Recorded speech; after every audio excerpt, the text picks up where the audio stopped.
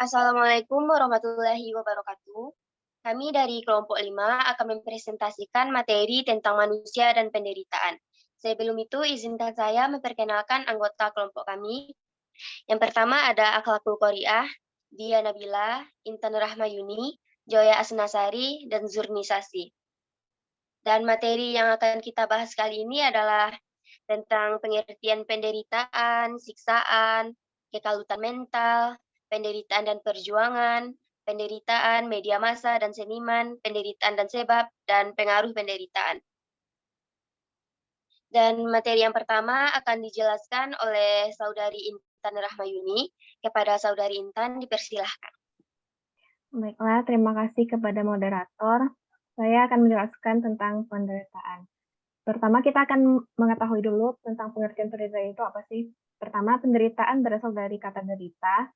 Yang kata derita itu sendiri berasal dari bahasa Sanskerta dra, yang artinya menahan atau menanggung. Menderita artinya menanggung atau merasakan sesuatu yang tidak menyenangkan. Penderitaan itu dapat lahir atau batin atau lahir batin.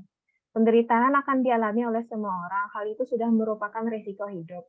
Tuhan memberikan kesenangan atau kebahagiaan pada umatnya, tetapi juga memberikan penderitaan atau kesedihan yang kadang-kadang bermakna agar manusia sadar untuk tidak memalingkan diri darinya. Selanjutnya yaitu materi yang baru, yaitu tentang siksaan. Siksaan dapat diartikan sebagai siksaan badan atau jasmani, dan dapat berupa siksaan jiwa atau rohani. Siksaan yang dapat memiliki sifat psikis, seperti contohnya, yang pertama kebimbangan, yaitu kondisi yang dialami oleh seseorang bila ia pada suatu saat tidak dapat menentukan pilihan mana yang akan dia ambil. Yang kedua yaitu kesepian, rasa sepi dalam dirinya sendiri atau jiwanya, walaupun ia dalam lingkungan yang ramai. Dan yang ketiga yaitu ketakutan, bentuk lain yang dapat menyebabkan seseorang mengalami siksaan batin. Ketakutan itu sendiri dapat disebabkan oleh yang pertama, klaustrofobia dan agorafobia, yaitu rasa takut terhadap ruangan tertutup. Ketakutan ini disebabkan oleh saat seseorang berada di tempat yang terbuka. Yang kedua, gamang, ketakutan bila seseorang berada di tempat yang tinggi. Hal ini disebabkan karena ia takut berada di tempat yang tinggi. Yang ketiga, kegelapan, suatu ketakutan seseorang bila ia berada di tempat yang gelap. Sebab dalam pikirannya, dalam kegelapan demikian akan muncul sesuatu yang ditakuti, misalnya setan, pencuri. Yang keempat yaitu kesakitan, merupakan ketakutan yang disebabkan oleh rasa sakit yang akan dialami. Yang kelima yaitu kegagalan, merupakan ketakutan dari seseorang disebabkan karena merasa bahwa apa yang akan dijalankan akan mengalami kegagalan. Baiklah, sekian penjelasan dari saya kembalikan kepada moderator. Terima kasih kepada Saudari Intan.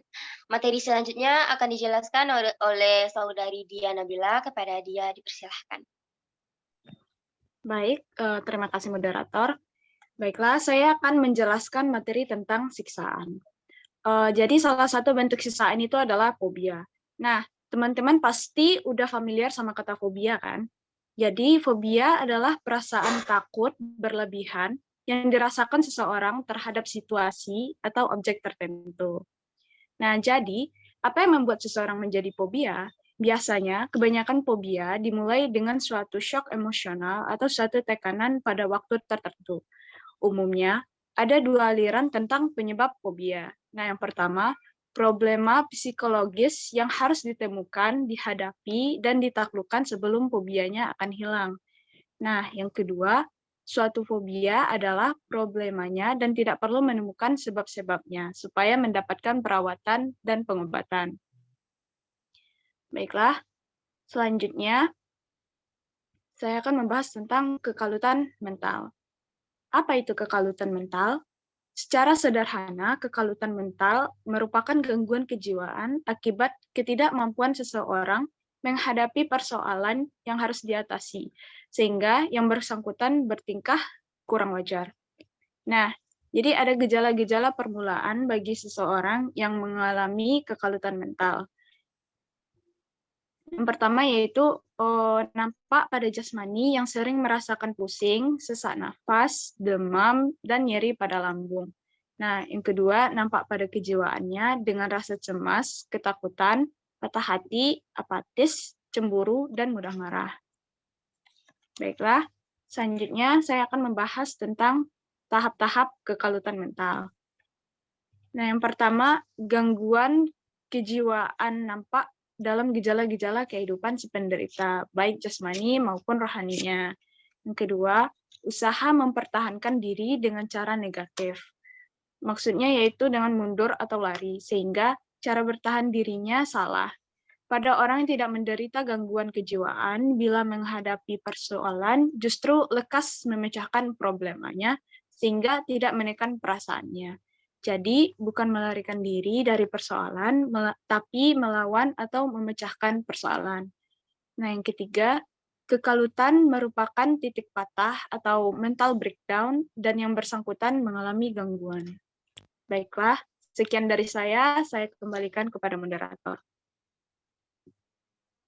Terima kasih kepada Saudari Diana Nabila. Materi selanjutnya yang akan dijelaskan oleh saya sendiri, yaitu tentang sebab-sebab kekalutan mental.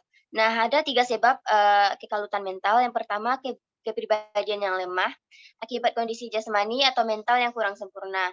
Yang kedua, terjadinya konflik sosial budaya akibat norma berbeda antara yang bersangkutan dengan apa yang ada di dalam masyarakat. Dan yang ketiga, cara pematangan batin yang salah dengan memberikan reaksi yang berlebihan terhadap kehidupan sosial. Nah, adapun proses-proses kekalutan mental yang dialami oleh seseorang akan memberikan 2 dampak. Yang pertama yaitu dampak positif, trauma luka jiwa yang dialami dijawab secara baik sebagai usaha agar tetap survive dalam hidup. Dan dampak yang kedua adalah dampak negatif, yaitu trauma yang dialami diperlarutkan atau diperturutkan, sehingga yang bersangkutan mengalami frustasi. Nah, selanjutnya.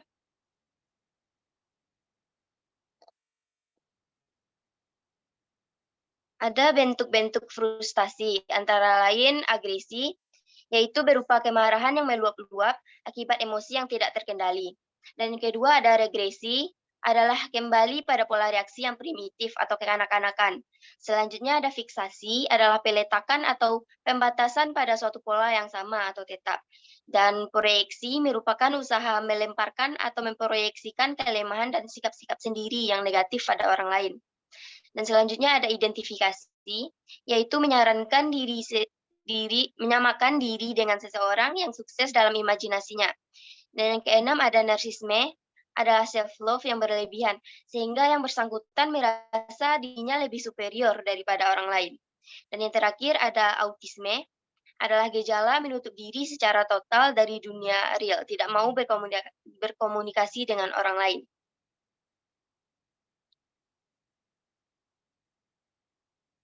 Nah, penderita kekalutan mental biasanya terdapat pada lingkungan kota-kota besar, anak-anak muda, wanita, orang yang tidak beragama, dan orang yang terlalu mengejar materi.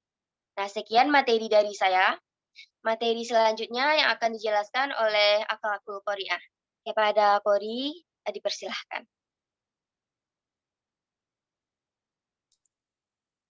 Baiklah, terima kasih moderator. Selanjutnya saya akan menjelaskan tentang penderitaan dan perjuangan. Setiap manusia pasti memiliki penderitaan baik berat maupun ringan. Penderitaan adalah bagian kehidupan manusia yang bersifat kodrati. Karena itu, terserah kepada manusia itu sendiri untuk berusaha mengurangi penderitaan itu semaksimal mungkin. Manusia adalah makhluk berbudaya. Dengan budayanya itu, ia berusaha mengatasi penderitaan yang mengancam yang dialaminya. Hal ini menjadikan manusia itu kreatif dalam mengatasi permasalahan.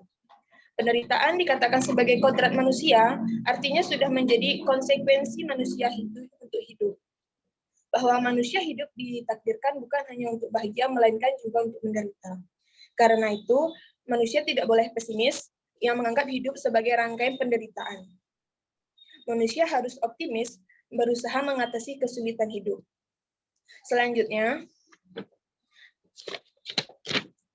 penderitaan dan media massa dan seniman. Yang pertama, penderitaan dan media massa. Dengan adanya media massa, di masa yang modern ini, contoh-contoh penderitaan sudah menjadi makanan sehari-hari bagi masyarakat. Dengan adanya media massa, serta Semua berita dapat dinikmati dan dirangkum oleh masyarakat luas. Tidak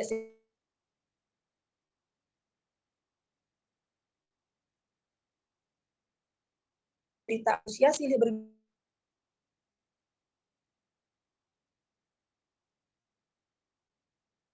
menyaksikan ikut meran dari jauh ciptaan manusia itu sendiri. Sekian dari saya, balik ke moderator. Terima kasih kepada saudari Akhlakul Qori'ah. Materi selanjutnya akan dijelaskan oleh saudari Joya Asnasari. Kepada Joya, dipersilahkan. Baik, terima kasih moderator. Materi selanjutnya yaitu penderitaan dan seniman. Semakin hari semakin banyak berita tentang penderitaan yang dapat kita jumpai. Hal ini membuat para seniman, terutama seniman perfilman, yang tidak jarang mendapat ide-ide cemerlang untuk memfilmkan cerita tentang penderitaan. Dengan harapan, film yang para seniman buat dapat menjadi pelajaran bagi para penonton tentang cara keluar dari penderitaan, serta menjadi tameng untuk mencegah terjadinya penderitaan bagi dirinya. Kalau di penderitaan media massa, alat untuk mengkomunikasikannya melalui alat-alat media untuk masyarakat cepat memahaminya. Tapi kalau misalkan dari seniman, mereka berkomunikasi dengan melakukan suatu hasil karya seni, sehingga para pembaca, penontonnya dapat menghayati penderitaan sekaligus keindahan karya seninya. Selanjutnya,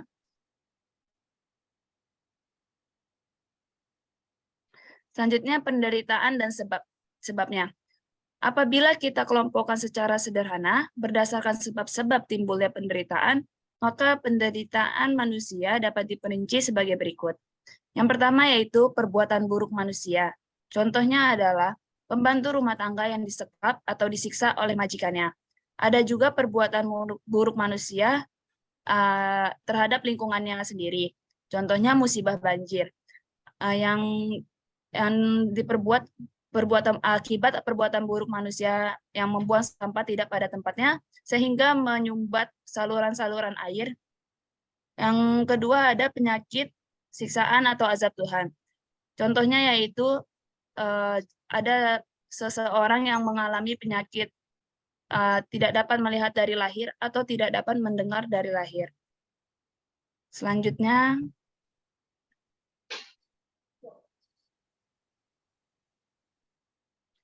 pengaruh penderitaan. Nah, pengaruh penderitaan ini dapat dikelompokkan menjadi dua. Ada sisi negatif dan ada juga sisi positifnya. Dari sisi negatifnya, yaitu adalah sikap penyesalan karena tidak bahagia, sikap kecewa, putus asa, dan ingin bunuh diri. Kalau dari sisi positifnya, pengaruh penderitaan dapat merubah keadaan awal dengan memperbaiki kesalahan agar tidak terjadi padanya yang kedua kali dengan memahami bahwa dampak ke diri kita tidaklah baik. Sekian penjelasan dari saya kembalikan kepada moderator. Terima kasih kepada saudari Joy Asnasari, dan demikianlah presentasi dari kelompok kami. Jika ada kesalahan kata, mohon dimaafkan. Assalamualaikum warahmatullahi wabarakatuh.